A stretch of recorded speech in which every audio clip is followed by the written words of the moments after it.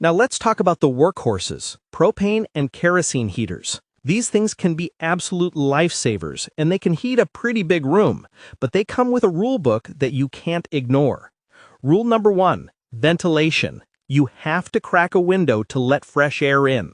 These heaters eat oxygen and put out carbon monoxide.